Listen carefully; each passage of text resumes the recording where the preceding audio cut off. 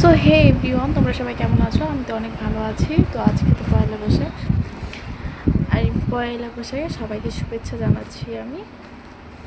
বড়দের প্রণাম, ছোটদের অনেক ভালোবাসা জানিয়ে এই ব্লগটি আমি শুরু করছি। তো দাদা ভাইরা আসছে আজকে, তো এসে ছাতু ছাতু খেয়ে চলে গেছে, ভাত এখনও খায়নি। তো আসবে, তারপরে খাবে। কোথায় যে গেছে ঘুরতে আমি ঠিক জানি না। তো দেখো, ছেলেটা খেলছে আমার সাথে, একটু দুষ্টুমি করছে। তো সারাদিন তো একটু ঘুরু ঘুরু করেই বেড়ায়। এই ওর দাদু বাড়ির থেকে আসলো এখনই, তো এসে আমার সাথে একটু খেলছে। তো দেখো, ওরা চলেও আসলো।